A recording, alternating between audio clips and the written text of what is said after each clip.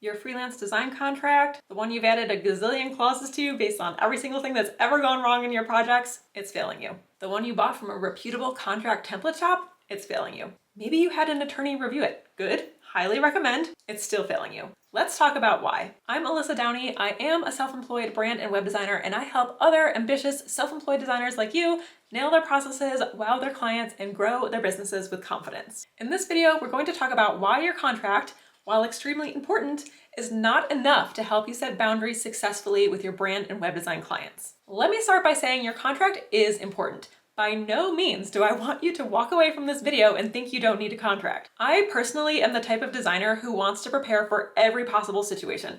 This means I am always thinking ahead about what could ever possibly go wrong with a project or a client, and I'm adding clauses to my contract to prevent those things from happening. I err on the side of caution that you can never cover your bases too much.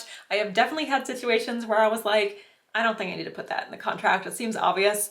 But then I end up kicking myself later because I guess it wasn't obvious to the client. But even if you do put every little nuance and detail into your design contract, it is still not enough to make sure that your projects go smoothly. Here's why. A lot of clients don't read their contracts. Why? That is beyond me. I really wish I knew the answer to that question. I read everything that I sign, especially if I'm about to spend thousands of dollars on something that will have a huge impact on my business or my life. You'd better believe I'm reading every single word of that contract. Yet I cannot tell you how many clients sign my contract in less than 30 seconds, and I know there's no way they have read that. So I find it pretty strange that they're willing to take that risk and sign a legally binding agreement without reading it.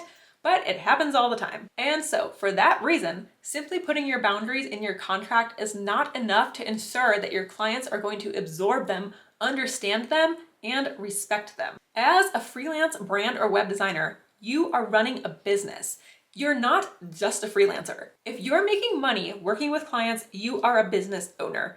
And when a client hires you, they're putting their trust in you and they are looking to you to guide them through the project. That means that you'll need to do a little bit of hand-holding. It's part of the job. No one knows your business better than you do. Your clients don't know your process and your boundaries like you do. They don't do this every day like you do. So you cannot expect them to remember everything that you said in your contract. Or, like we already established, in many cases, even read the contract in the first place. If you want to establish a boundary, you need to clearly communicate it at multiple other touch points outside the contract. Let's use the example of project scope creep. You might have a boundary that protects you from this in your contract. So perhaps you specify in your contract that the client gets 3 rounds of revisions to their branding design proof. But in order to make sure that the client knows this, you still need to communicate it clearly a couple other times in a couple other places. First, you might include the number of revisions in your project proposal so the client can see how many revisions they're going to get before they even decided to book the project with you. Then, once they do book and sign the contract, when you then later present your first branding proof, you need to remind them, you have 3 rounds of revisions to this design. Don't just send over the proof and ask for feedback. Remind them how many rounds of revisions they get. Then, when they have sent their first round of feedback on that proof, and you've made that first round of edits, when you send over the updated proof, let them know you have 2 rounds of revisions left. And then the next time, let them know you have 1 round of edits left. You get the idea. You're clearly communicating this on an ongoing basis. And let me tell you why this is so helpful and so important.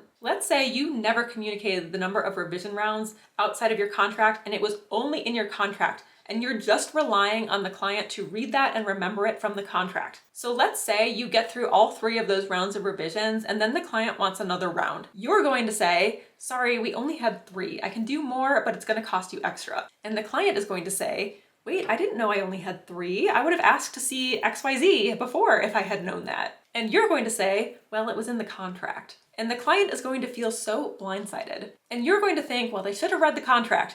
But even if they did, remember, you run your business every day. The client does not. They don't remember your policies and boundaries like the back of their hand like you do. It's going to feel like you buried this boundary in the contract and intentionally hid it from them, even though that's probably not at all what you meant to do. That's what it will feel like to the client. I once was on a panel discussion with a colleague who said, if you have to tell a client that was in the contract, you've lost the relationship. And I agree with that. You never want your clients to feel like, oh, I didn't remember that, or I wish you would have reminded me. You want them to feel prepared and informed throughout the entire process. The other benefit of being so communicative about your boundaries like this is that it becomes a lot easier to enforce them. So if you continuously remind the client that they're going to get 3 rounds of revisions, once they hit that 3, when you then say, I have to charge you for more revisions now, they won't be surprised. They will have seen it coming because you told them a gazillion times and they'll be like, okay, no problem. But if you don't communicate it until they hit 3,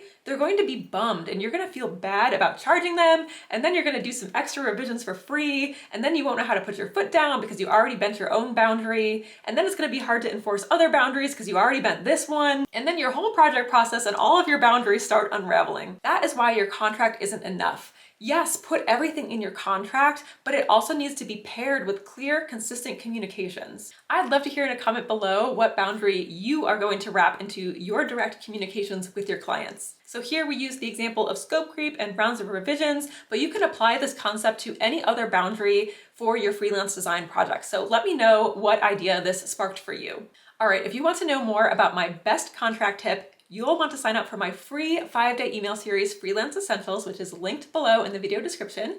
You'll receive 1 email a day for 5 days with an essential tip for growing your sustainable and fulfilling design business. You can also connect with me on Threads and Instagram at Make Your Design Matter, where I share more conversations for self-employed designers. I would love to see you there. If you have any specific questions about better enforcing boundaries with your clients, feel free to drop them in a comment below.